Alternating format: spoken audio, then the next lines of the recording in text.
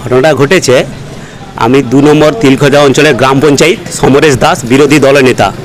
আজ থেকে 2-2.5 মাস আগে একটা সোপ ফিল্ডে আমি বাধা দিয়েছিলাম, কারণ ব্যক্তিগত সোপ ফিল্ড হবে না, সরকারি নিয়ম অনুযায়ী 5টা ফ্যামিলি বা বিদ্যালয়ের জন্য সোপ ফিল্ড হয়। হঠাৎ আজ অঞ্চলে আসতে আমি যাকে 100 ভোটে সুকুমার রায়কে হারিয়েছিলাম, ওই সোপ ফিট হয়নি বলে বাধা দিয়েছিলাম বলে আজকে বলছে কাজ চালু করতে হবে কাল থেকে। আমি বলছি না, ও কাজ হবে না, ব্যক্তিগত দাঁড়িয়ে বন্ধ থাকবে। সুকুমার রায় যাকে আমি 100 ভোটে হারিয়েছি, উপপ্রধান ছিল, তাকে হারিয়ে যাওয়ার জন্য আজকে অঞ্চলে এসে সেই বদলা দিতে এসে আমাকে উদ্যক্ত হয়ে গালাগাল মারমুখী হয়েছে, ঠিক আছে। এবং অঞ্চলটাকে পুরো ক্যাডার বানিয়ে দিয়েছে, যে আমরা পঞ্চায়েত হিসাবে আমরা চেয়ার পাচ্ছি না, ওই ক্যাডাররা এসে চেয়ার দখল করতেছে, আমাদের সবসময় মারমুখী হচ্ছে। আমি অনেক দিন আমি বলবো বলে বলছি না, আজকে আমি বিডিও অফিসে কমপ্লেন করেছি, দরকার হলে আমাকে থানাতেও আমি জিডি করে আসবো। যে আজ মারমুখী হয়েছে, যে কোনো দিন ওরা আমাকে অ্যাটাক করতে পারে। আপনার নাম? সমরেশ দাস, 2 নম্বর অঞ্চলের বিরোধী দলনেতা। এটা মিথ্যা অভিযোগ এই কারণে বলছি, বাংলা সরকারের বৃক্ষরোপণ যে স্কিম হয়েছিল, তিলখোজা জিপির মাধ্যমে 49 নম্বর বুথে আমরা বৃক্ষরোপণ করেছিলাম। ওই বৃক্ষপাটটা গাছগুলোকে কোনো কারোর কাছে পারমিশন ছাড়া, উইদাউট পারমিশন ছাড়া গাছগুলো কেটে আত্মসাৎ করেছি। আমার বক্তব্য আপনাদের মাধ্যমে, আপনাদের চ্যানেলের মাধ্যমে আমার বক্তব্য যাতে আধিকারিকদের কাছে যায়, বেআইনিভাবে গাছ কেন কোনো পারমিশন ছাড়া বেআইনিভাবে গাছ কাটা হলো, আপনাদের কাছে আমার বিনীত অনুরোধ, এর দৃষ্টান্তমূলক শাস্তি চাই। বিডিও সাহেবের কাছে আপনাদের মাধ্যমে বিডিও সাহেবের যেন বার্তা যায়, ওসির কাছে যেন এই বার্তা যায়, এবং ফরেস্ট ডিপার্টমেন্টের কাছে যেন বার্তা যায়, কোনো পারমিশন ছাড়া একজন পঞ্চায়েত মেম্বার কী করে বৃক্ষপাটার গাছ কাটলো, আর আমি কৈফিয়ত চাইছি আপনাদের মাধ্যমে। এবং যেটা বলছেন যে সোপ চেম্বার, যারা সবসময় সারা ভারতবর্ষে, শুধু বাংলা আজকে তিলখোজা জিপি নয়, সারা ভারতবর্ষে যারা উন্নয়নের বিরোধী করে, যারা 100 কাজে টাকা দেয় না, যারা গরিব মানুষের আবাস যোজনার টাকা আটকে রাখছে, তারা বলছে আমরা উন্নয়ন বিরোধী করছি না। আজ থেকে 2 মাস আগে পঞ্চায়েত ইলেকশন নির্বাচনের আগে 2 মাস আগে যে water safety chamber, water filter chamber scheme হয়েছিল, আমি একজন উপপ্রধান বা একজন প্রাক্তন পঞ্চায়েত হিসাবে আমার একটা দায়িত্ব থাকে মানুষের উন্নয়ন করার জন্য। আমার বুথে ব্রাহ্মণপাড়াতে একটা সেফটি ফিল্টার চেম্বার করেছিলাম, সেখানে স্কিমটা উঠেই ছিল। আমার একটাই বক্তব্য, স্কুল তার জায়গা থাকে, স্কুলে তার ফিল্টার চেম্বার করে, কোনো মন্দিরেতে তার মন্দিরের জায়গা থাকে, সেখানে ফিল্টার চেম্বার করে। যখন কোনো বংশে আমরা করতে যাইব, উন্নয়নমূলক কাজ করতে যাবো, ফিল্টার চেম্বার যখন করতে চাইবো, কোনো এক ব্যক্তিকে তার জায়গা স্যাক্রিফাইস করতে হবে। ব্রাহ্মণপাড়া বাসুদেব ভট্টাচার্য জায়গা স্যাক্রিফাইস করেছিল, তার টোটাল ব্রাহ্মণপাড়া রাজি ছিল ওইখানে ফিল্টার চেম্বারটা হোক, কিন্তু সমরেশ দাস পঞ্চায়েত মেম্বার তার বিরোধিতা করবার জন্য, এই জন্য আমার বিরুদ্ধে উল্টা ওরা মন্তব্য করছে। আপনাদের কাছে আমার বিনীত অনুরোধ, যারা এই উন্নয়নমূলক কাজের বিরোধিতা করে, যারা বেআইনিভাবে সরকারি গাছ কেটে আত্মসাৎ করেছে, তাদের জন্য উপযুক্ত শাস্তি হয়, এই আমার অনুরোধ আপনাদের মাধ্যমে। শুনুন, আজকে একটি তিলখোজা গ্রাম পঞ্চায়েতে একটা নিন্দনীয় ঘটনা ঘটেছে। তিলখোজা গ্রাম পঞ্চায়েতে, আমাদের তিলখোজা গ্রাম পঞ্চায়েতের বিরোধী দলনেতা সমর দাস, তিনি আজকে একটা বিশেষ কাজের বাধা দিতে গিয়েছিলেন, যে এই ভোটের প্রাক্কালে নির্বাচন কমিশনের আইন অনুযায়ী নতুন নির্মাণ বা কোনো কিছু গ্রাম পঞ্চায়েত নয়, টোটাল কোথাও কোনো সরকারি কাজ করা যাবে না। কিন্তু তা সত্ত্বেও তিলখোজা গ্রাম পঞ্চায়েত বিভিন্ন জায়গায় বিভিন্ন বুথে নতুন নির্মাণের কাজ শুরু করেছে, এবং সেই কাজে বাধাদান করতে গিয়ে গ্রাম পঞ্চায়েতে হ্যারেস হয়েছেন।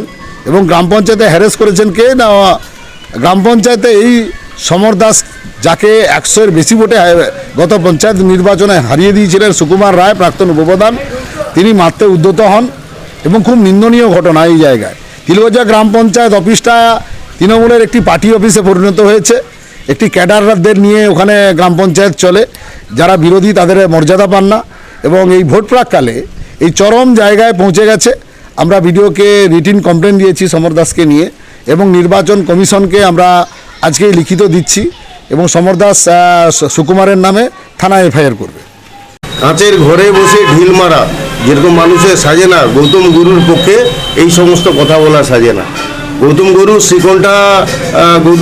শ্রীকণ্ঠার অধিবাসী, নিজের এলাকায় তার কোনো অস্তিত্ব নেই, 8 নম্বরে গিয়ে দাঁড়িয়ে জিতে এসছে।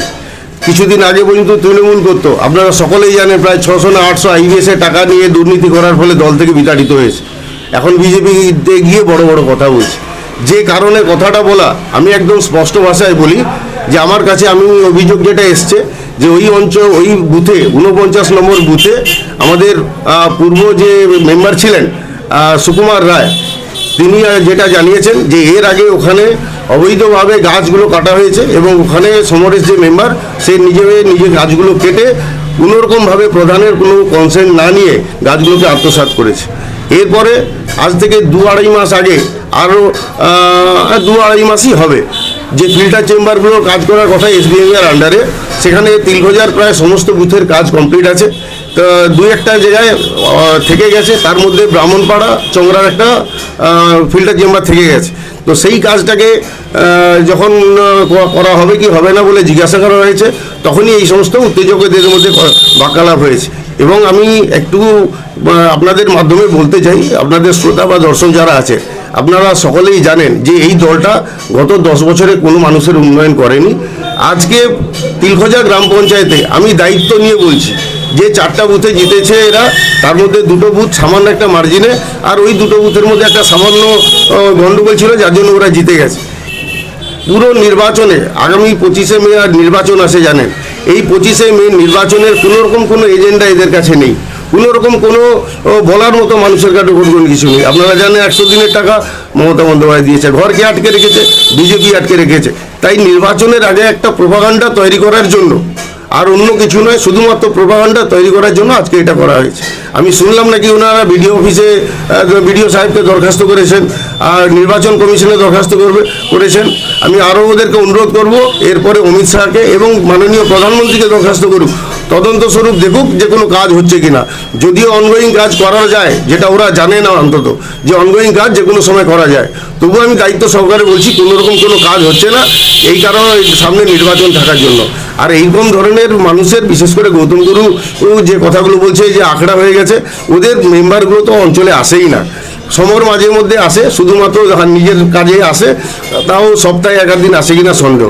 আমি দায়িত্ব সহকারে বলতে পারি, তিলখোজার যে কোনো মানুষকে জিজ্ঞাসা করে দেখবেন যে ওই তিলখোজা গ্রাম পঞ্চায়েতটা শুধুমাত্র মানুষের কাজের জন্য আছে, কোনো নির্বাচনে বা কোনো পার্টিবাজি করার জন্য নয়। এর বেশি আর আমার বলার কিছু নেই। আমি তিলখোজা তৃণমূল কংগ্রেস সভাপতি চন্দন বেরা। নিজের বাড়ি মানেই মাথার উপর নিশ্চিন্ত ছাদ। ছাদকে রক্ষা করুন রোদ বৃষ্টির যাবতীয় প্রকোপ থেকে। আপনার বাড়ি নতুন হোক বা পুরনো, pen doctor leak guard vaccine, যা প্রিমিয়াম ওয়াটারপ্রুফিং সার্ভিসের মাধ্যমে বহু বছর সুরক্ষিত রাখে আপনার ছাদকে। বিশদে জানতে এখনই ফোন করুন।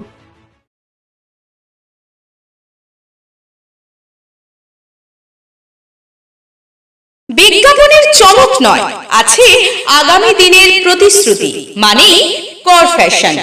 ছেলেদের যাবতীয় নিত্য নতুন পোশাকের বিপুল সম্ভার নিয়ে নবরূপে সজ্জিত কর ফ্যাশন।